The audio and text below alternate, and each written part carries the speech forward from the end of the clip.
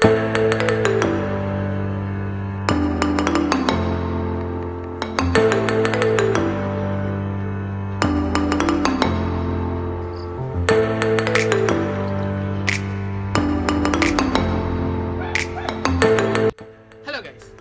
Fish lover ornament fish ഫാമിന്റെ മറ്റൊരു വീഡിയോയിലേക്ക് സ്വാഗതം. അപ്പം നമ്മുടെ ഇന്നത്തെ വീഡിയോ എന്താ ഉദ്ദേശിക്കുന്നതെന്ന് വെച്ചാൽ നമ്മുടെ ഫാമിലുള്ള കുഞ്ഞു കുഞ്ഞു അപ്ഡേഷൻസും കുറച്ച് ഫിഷസിന്റെ ബ്രീഡിങ്, റെയറിങ്, എന്ത് ഫുഡാണ് കൊടുക്കേണ്ടത്, എങ്ങനെയാണ് അതിന് നോക്കേണ്ടത്, അങ്ങനെയുള്ള കുഞ്ഞു കുഞ്ഞു കാര്യങ്ങളും അതേപോലെയാണ് ഏതൊക്കെ ഫിഷസ് നമ്മുടെ ഫാമിൽ ഇപ്പോൾ സെയിൽ അവൈലബിൾ ആയിട്ടുണ്ട് എന്നുള്ള കുഞ്ഞൊരു വീഡിയോ ആണ് നമ്മൾ ഇന്ന് അപ്ലോഡ് ചെയ്തേക്കുന്നത്. അപ്പോൾ നമുക്ക് നമ്മുടെ വീഡിയോയിലോട്ട് നോക്കിയാൽ ഗൈസ്, ഇത് ഗപ്പി ഡിലൈറ്റ്. നമ്മൾ രാവിലെ എണ്ണീറ്റാ ചെയ്യുന്ന ആദ്യത്തെ പണി ഇത് തന്നെയാണ്. വേറെ ഒന്നുമല്ല, ഇതുമായിട്ട് നമ്മൾ പോകുന്നത് നമ്മുടെ ഫാമിലെ one of the best tank ആയിട്ടുള്ള വെയിൽ ടെയിൽ സീബ്രാസ് കിടക്കുന്ന ടാങ്കിലോട്ടാണ്. ഇവന്മാർക്ക് കുറച്ച് ഫീഡ് കൊടുത്തിട്ട് ഇന്നത്തെ ഒരു ദിവസം തുടങ്ങുവാണെങ്കിൽ മനസ്സ് അത്രയ്ക്ക് പ്രസന്റ് ആയിട്ടിരിക്കും. ഈ ടാങ്ക് നമ്മളിവിടെ സെറ്റ് ചെയ്തേക്കുന്നതെന്ന് വെച്ചാൽ നമ്മുടെ ഫാമിലോട്ട് ആദ്യം വരുമ്പോൾ കാണുന്ന ഒരു ടാങ്കായിട്ടാണ്. ഇത് കഴിഞ്ഞ ആഴ്ചത്താണ്, ഈ ആഴ്ച നല്ലൊരു പൂ വിരിഞ്ഞിട്ടുണ്ട്. അതുപോലെ തന്നെ നമ്മൾ ഇതൊരു കോളനി ആയിട്ടാണ് നമ്മൾ സെറ്റ് ചെയ്തേക്കുന്നത്. ഏകദേശം ഒരു 3 ആഴ്ചക്ക് മുമ്പ് അവിടെ നല്ല ഹെവി മരമായിരുന്നു. അന്നേരം നമുക്ക് ടാങ്ക് കവർ ചെയ്യാനുള്ള സ്പേസ് കിട്ടില്ല. ആ സമയത്ത് കിട്ടിയ ഒരു സൈഡ് എഫക്റ്റ് ആണ് ഈ കിടന്ന് ഓടുന്ന തവളച്ചാര്. വേറെ ഒന്നുമല്ല, നമ്മൾ ഫിഷിനെ കീപ്പ് ചെയ്യുന്ന എല്ലാവരുടെയും ഏറ്റവും വലിയൊരു പ്രശ്നമാണ് നമ്മൾ ചെയ്യുന്ന ടാങ്കിൽ ഇതേപോലെ തവള വന്ന് എഗ്ഗ് ചെയ്യുന്നത്. ആ തവള കാരണം ആ ടാങ്ക് ഫുൾ ആയും തൊട്ട് റീസെറ്റ് ചെയ്യുന്നത്. ഇപ്പം നല്ല മഴക്കാലമാണ്, എല്ലാവരും ശ്രദ്ധിക്കുക. നമ്മുടെ ടാങ്കും മറ്റും നല്ല രീതിക്ക് നെറ്റ് വെച്ച് കവർ ചെയ്ത് മാത്രം വളർത്തുക. ഇത് നമ്മുടെ വെയിൽ ടെയിൽ സീബ്രാസിന്റെ ലീഫ് ഗ്രീൻ വരുന്നതാണ്. എന്താണ് പറയുന്നത്, one of the best fishes എന്ന് പറയാൻ പറ്റുന്ന രീതിയിൽ അത്രയ്ക്ക് അട്രാക്റ്റീവ് ആയിട്ടുള്ള ഫിഷാണ്. നമ്മൾ ഈ ആമ്പല് വളർത്തുന്നതും താമര വളർത്തുന്നതായിട്ടുള്ള ചെറിയ ടബുകൾ വരെ വേണമെങ്കിലും നമുക്ക് ഇവന്മാരെ സിമ്പിളായിട്ട് കീപ്പ് ചെയ്യാനും പറ്റും, അതേപോലെ ബ്രീഡ് ചെയ്യാനും പറ്റും. ഇത് നമ്മുടെ വെയിൽ ടെയിൽ സീബ്രാസിന്റെയും ബ്രീഡിംഗ് ആയിട്ടുള്ള ടാങ്കായിരുന്നു. ഇതിന്റെ ബ്രീഡിംഗ് പ്രോസസ്സ് കഴിഞ്ഞ മുമ്പത്തെ ഒരു വീഡിയോ നമ്മൾ പറഞ്ഞിട്ടുണ്ട്. അപ്പോൾ ഇതിനകത്ത് കുറച്ച് ഷൂട്ടേഴ്സ് ഉണ്ട്. ഷൂട്ടേഴ്സ് എന്ന് വെച്ചാൽ നോർമൽ ഫിഷിനെ കാട്ടിയും ഡബിൾ ആയിട്ട് ഗ്രോത്ത് വന്നിട്ടുള്ള കുറച്ച് കുട്ടികൾ.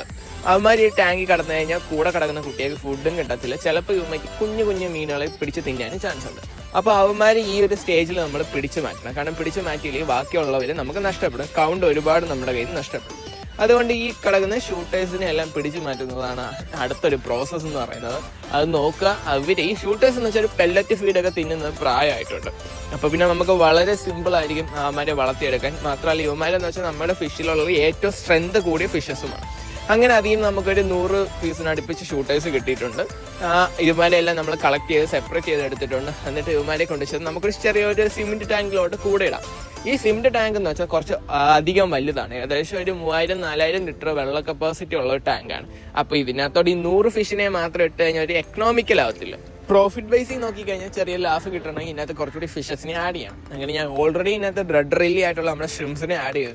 അങ്ങനെ ഞാൻ നമ്മുടെ വലയും ബക്കറ്റുമായിട്ട് ഇറങ്ങിയിട്ടുണ്ട്.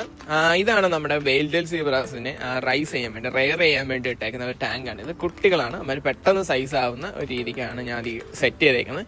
ഇതൊക്കെ നമ്മുടെ ബാക്കി ഗപ്പി ടാങ്ക്സ് ആണ്.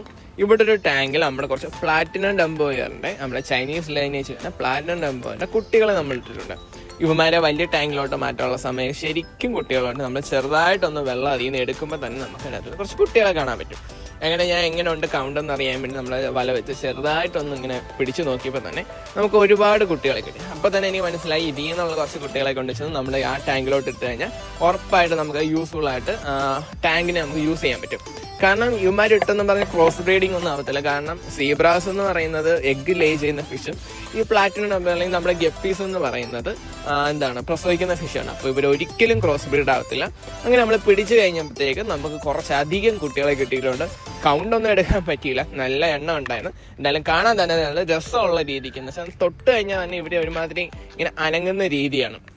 അത്രയ്ക്ക് നമുക്ക് കുട്ടികളെ കിട്ടിയിട്ടുണ്ട്. അല്ലെങ്കിൽ ഇവന്മാരുടെ ഗ്രോത്ത് എന്ന് വെച്ചാൽ 3 മന്താണ്. 3 മന്തിനുള്ളിൽ ബ്രീഡിംഗ് സൈസ് ആവും. പിന്നെ അത് കഴിഞ്ഞ് മെയിൽ ഫീമെയിൽ സെപ്പറേറ്റ് ആവുന്ന ഒരു സ്റ്റേജ് ആവും. അന്നേരം നമുക്ക് ഇവന്മാരെ ടാങ്കിൽ നിന്ന് പിടിച്ച് മാറ്റാം എന്നുള്ള രീതിയിലാണ് നമ്മൾ ആഡ് ചെയ്യുന്നത്. വെയിൽ ടെയിൽ സീബ്രാസിന്റെ ടാങ്കിൽ തന്നെ ആഡ് ചെയ്യുന്നത്. കുറച്ചൊരു 10 മിനിറ്റ് അവരെ ആ ടാങ്കിനെ മണ്ടേ വെച്ച് പതുക്കെ അതിലെ വെള്ളം നമ്മളുടെ ടാങ്കിലോട്ട് കയറ്റി കഴിഞ്ഞിട്ട് ഇങ്ങനെ പാത്രത്തിൽ നിന്ന് തുറന്നു വിടുക, മീൻസ് റിലീസ് ചെയ്യുകയാണ് നമ്മൾ ചെയ്യുന്നത്. ഇവരെ തുറന്നു വിടുന്ന സമയത്ത് തന്നെ ഇവന്മാരെല്ലാം നല്ല കൂട്ടായിട്ട് വെയിൽ ടെയിൽ സീബ്രാസിന്റെ കൂടെ തന്നെ കൂടിയിട്ടുണ്ട്. പിന്നീടാണ് ഞാൻ ഓർത്തത്, ഓൾറെഡി കുറച്ച് പ്ലാറ്റിനം നമ്പറിന്റെ കുട്ടികളും കൂടി നമ്മൾ ഫ്രിഡ്ജ് ബോക്സിൽ കീപ്പ് ചെയ്തിട്ടുണ്ടായിരുന്നു. അപ്പോൾ അവന്മാരെയും കൂടി ഇവന്മാരുടെ കൂടെ ഇട്ട് വളർത്തി കഴിഞ്ഞാൽ രണ്ടുപേരും ഒരേ ഗ്രോത്തിൽ നമുക്ക് സൈസാക്കി ഒരേ ചെലവിൽ നമുക്ക് റെഡിയാക്കി എടുക്കാൻ പറ്റും. അങ്ങനെ ഈ അവന്മാരുടെ കൗണ്ട് നോക്കാൻ വേണ്ടി വന്നപ്പോഴത്തേക്ക് നമുക്ക് അത്യാവശ്യം ഒരു 100-120 കുട്ടികളെങ്കിലും കാണും. ഏതൊക്കെ ഏകദേശം കണക്കാണ് കേട്ടോ, നമുക്ക് ഉറപ്പൊന്നുമില്ല. അത്രയും കുട്ടികളെ നമ്മൾ കണ്ടു. അങ്ങനെ അവന്മാരെല്ലാം പിടിച്ചിട്ടുണ്ട് നമ്മുടെ ഈ ടാങ്കിലോട്ട് ആഡ് ചെയ്യാൻ വേണ്ടി. നേരത്തെ കണക്കിന് 10 മിനിറ്റ് നമ്മൾ ടാങ്കിന്റെ മണ്ടയിൽ വെച്ചിട്ട് പതുക്കെ വെള്ളത്തിലോട്ട് നമ്മൾ റിലീസ് ചെയ്യുന്ന ഒരു പ്രോസസ്സാണ്. ഇങ്ങനെ വെള്ളം പതുക്കെ ആഡ് ചെയ്തിട്ട് നമ്മൾ അവന്മാരെ ഇങ്ങനെ റിലീസ് ചെയ്യുകയാണ് ചെയ്യുന്നത്. അപ്പോൾ വലിയതായിട്ട് വാട്ടർ ടെമ്പറേച്ചറോ അല്ലെങ്കിൽ അങ്ങനെയുള്ള പ്രശ്നങ്ങളൊന്നും വരത്തില്ല. കാരണം ഈ വെള്ളം ഓൾറെഡി കണ്ടീഷനായി കിടക്കുന്നതാണ്. അതുകൊണ്ട് വലിയ സീനൊന്നും വരത്തില്ല. ഞാൻ ഓൾറെഡി നേരത്തെ പറഞ്ഞ പോലെ തന്നെ നമ്മുടെ ബാക്കിയുള്ള ഷ്രിംസിനെയും കൂടി നമ്മൾ ആഡ് ചെയ്തിട്ടുണ്ട്. ഇത് വരുന്നതെന്ന് വെച്ചാൽ നമ്മുടെ റെഡ് റിലീസ് ഷ്രിംസ് ആണ്. അതിന് കുറച്ച് എഗ് ലോഡ് അല്ലാത്ത കുറച്ച് ഷ്രിംസ് ഉണ്ടായിരുന്നു. ആക്ച്വലി നമ്മൾ റെയറിംഗ് ആണ്, കുറച്ച് കുട്ടികളെ പിടിച്ച് അതിന്റെ ഇടയ്ക്ക് കിട്ടിയതാണ്. അങ്ങനെ അവന്മാരെയും കൂടി നമ്മൾ ആഡ് ചെയ്തിട്ടുണ്ട്. അപ്പൊ നമുക്ക് അതിന്റെ ഇടയ്ക്ക് നിന്ന് ഒരു ഡ്രാഗൺ ഫ്ലൈ കിട്ടി. ഡ്രാഗൺ ഫ്ലൈ എന്ന് വെച്ചാൽ നമ്മുടെ തുമ്പിയുടെ കൊച്ചു തന്നെയാണ്. അപ്പൊ ഇതിനൊരു പ്രശ്നമാണ്, നമ്മുടെ കുട്ടികളെ ആയാലും ഷിമ്പിന്റെ കുഞ്ഞുങ്ങളെ ആയാലും നമ്മുടെ ഗപ്പിയുടെ കുഞ്ഞുങ്ങളെ ആയാലും വെയിൽറ്റെയിൽ സീബ്രയുടെ ആയാലും ഇവന്മാർ തിന്നളയും. അതുകൊണ്ട് ഇവന്മാരെ പിടിച്ച് മാറ്റണം. ഇതാണ് നമ്മുടെ റെഡ് റിലീസ് ഷ്രിംസ്. ഇമാരുടെ പ്രത്യേകത എന്ന് വെച്ചാൽ വൈറ്റ് ബോഡിക്കകത്ത് ഇതേപോലെ റെഡിന്റെ സ്ട്രിപ്സ് ആണ് ഏറ്റവും വലിയ പ്രത്യേകത. നമ്മൾ അക്യൂറേറ്റ് ആയി കീപ്പ് ചെയ്യാമെങ്കിൽ അതിലെ മോസ്റ്റ് ബ്യൂട്ടിഫുൾ അട്രാക്ഷൻ എന്ന് പറയുന്നത് ഇവന്മാരായിരിക്കും. അത്രയ്ക്ക് ഭംഗിയുള്ള ഷ്രിംസ് ആണ് ഇവന്മാർ. അടുത്തതായി നമ്മൾ കുറച്ച് HB വൈറ്റ്, അതായത് നമ്മുടെ വൈറ്റ് എക്സ്ട്രയുടെ കുറച്ച് കുട്ടികളെ റെയറിങ്ങിന് സൈസ് ആക്കാൻ വേണ്ടി പിടിക്കാൻ വേണ്ടി വന്നതാണ്. അതേപോലെ നമ്മൾ ആ ടാങ്കിൽ നിന്ന് കുറച്ച് വൈറ്റ് എക്സ്ട്ര ഒരു 100-200 കുട്ടികളാണ്. അവന്മാരെയും പിടിച്ച് ഇതേപോലെ നമ്മുടെ വേറൊരു വലിയ ടാങ്കിലോട്ട് ആഡ് ചെയ്യാൻ വേണ്ടി പോവുകയാണ്. നേരത്തെ പറഞ്ഞ 10 മിനിറ്റ് ടാങ്കിന്റെ മണ്ടയിൽ വെച്ചിട്ട് വാട്ടർ അതിനകത്ത് കയറ്റിയിട്ട് പതുക്കെ അവന്മാരെ ടാങ്കിലോട്ട് നമ്മൾ റിലീസ് ചെയ്യുകയാണ്. ഈ ടാങ്കും അത്യാവശ്യം നല്ല സൈസുള്ള ടാങ്കാണ്. അതുകൊണ്ട് നമുക്ക് 200 പീസ് മാത്രം അതിനകത്ത് ഇട്ട് കഴിഞ്ഞാൽ വലിയ പ്രോഫിറ്റബിൾ ആയിരിക്കത്തില്ല. അപ്പോൾ ഇതിന്റെ കൂടെ നമുക്ക് എന്തെങ്കിലും ഇടവേള വേണം. അതിനുവേണ്ടി ഞാൻ നോക്കിയപ്പോൾ കുറച്ച് ലോബ്സ്റ്റർ സൈസായി വന്നിട്ടുണ്ട്. കുറച്ച് പെയർ തിരിയാൻ വേണ്ടി നമ്മൾ അവന്മാരെയും കുറച്ച് പിടിച്ചിട്ട് ഇതിനകത്തോടെ ആഡ് ചെയ്താലോ എന്ന് വിചാരിച്ചു. അപ്പോൾ ലോബ്സ്റ്റർ എന്ന് വെച്ചാൽ ഇതിനകത്ത് വെള്ളത്തിന് ഒരുപാട് കപ്പാസിറ്റി ഉള്ളത് കൊണ്ടും മാത്രമല്ല ഈ ഗപ്പീസ് ഇട്ടിട്ട് ചെറുതായത് കൊണ്ട് അവന്മാർ വലുതായിട്ട് ഉപദ്രവിക്കത്തില്ല. കാരണം ഗപ്പീസ് എല്ലാം വെള്ളത്തിന്റെ മേളിലും ലോബ്സ്റ്റർ എപ്പോഴും വെള്ളത്തിന് അടിയിലായിരിക്കും. അപ്പൊ അങ്ങനെ ഒരു ഗുണമുണ്ട് നമുക്ക് ലോബ്സ്റ്ററെ ആഡ് ചെയ്യുന്നത്. മാത്രമല്ല ഇവന്മാരെല്ലാം പെയർ എണ്ണിയാണ് നമ്മൾ ഇതിനകത്ത് ഇട്ടേക്കുന്നത്. ഈ ഗപ്പി സൈസായി വരുന്ന ഒരു സമയം കൊണ്ട് ഈ ലോബ്സ്റ്റർ എല്ലാം സെയിൽ ആവുകയും ചെയ്യും. വലിയ ലോബ്സ്റ്ററിനെ ടാങ്കിൽ റിലീസ് ചെയ്തപ്പോഴാണ് ഞാൻ ഒരു കാര്യം ഓർത്തത്. ഓൾറെഡി ഒരു ബ്ലൂ ലോബ്സ്റ്റർ എഗ് ആയി നമ്മൾ മേളിൽ ഹാച്ച് ചെയ്യാൻ വേണ്ടി ഇട്ടിട്ടുണ്ടായിരുന്നു. ചെന്ന് നോക്കിയപ്പോൾ അവന്മാർ ഹാച്ച് ആയിട്ടുണ്ട്. അങ്ങനെ അവന്മാരുടെ കുട്ടികളെയും പിടിച്ച് നമ്മുടെ ആദ്യം ഇട്ട സീബ്രയുടെ ടാങ്കിലോട്ട് ആഡ് ചെയ്യാം. കാരണം കുട്ടികൾ വളർന്നത്തേക്ക് ഇതിന്റെ കുട്ടികൾ ഒരുമിച്ച് വളർന്നു വേട്ടെ എന്ന് വിചാരിച്ചു. അത്യാവശ്യം നല്ല കൗണ്ട് ഉണ്ട് ഈ കുട്ടികൾ. ഇപ്പോൾ ഒരു ട്രാൻസ്പെറന്റ് കളർ ഇരിക്കുകയാണെങ്കിലും സൈസ് ആവുന്നതനുസരിച്ച് അവന്മാരുടെ കളറും ബ്ലൂ കളറും അവന്മാർ കൂടി വരും. അങ്ങനെ കുട്ടികളെല്ലാം ഒരു ബേസിനിലും അതുപോലെ തന്നെ അവരുടെ പേരന്റായ ബ്ലൂ ലോബ്സ്റ്ററിനെ വേറൊരു ഗ്ലാസ്സിലും എടുത്തു. ഇവരെ നമ്മൾ വീണ്ടും തിരിച്ച് പേരന്റ് സ്റ്റോക്കിന്റെ കൂടെ ഇടും. കാരണം വീണ്ടും ബ്രീഡ് ആവട്ടെ എന്ന് വിചാരിച്ചു. അത്യാവശ്യം നല്ല ഡാർക്ക് ബ്ലൂ കളറൊക്കെയാണ് ഇവന്മാര്. ഇപ്പൊ ബ്രീഡിങ് കഴിഞ്ഞെങ്കിൽ അവന്മാരുടെ ഷെല്ലൊന്നും അരിച്ചിട്ടില്ല. ഇനി ഷെല്ല് അരിക്കുന്ന ഒരു സമയം വരും. അങ്ങനെ ഈ ലോബ്സ്റ്ററിനെ നമ്മൾ അവന്മാരുടെ കൂടെ തന്നെ ആഡ് ചെയ്ത് ഇത് ഏകദേശം ഒരു 3 മന്ത് സ്റ്റേജ് ആകുമ്പോഴത്തേക്ക് നമുക്ക് ബ്രീഡിംഗ് സൈസിലോട്ട് വരും. അന്നേരം നമ്മൾ പിടിച്ച് മാറ്റിക്കൊണ്ടിരുന്നാൽ മതി. വലിയ സൈസ് ആവുന്നതനുസരിച്ച് സൈസ് ആവുന്ന ലോബ്സ്റ്റേഴ്സിനെ പിടിച്ച് വേറൊരു ടാങ്കിലോട്ട് കീപ്പ് ചെയ്ത് തന്നാൽ മതി. അങ്ങനെ ഇരുന്നപ്പോഴാണ് ഞാൻ ആലോചിച്ചത് ഇന്നത്തെ വീഡിയോയിൽ നമ്മൾ ഗപ്പീസിനൊന്നും ആഡ് ചെയ്തിട്ടില്ലെന്ന്.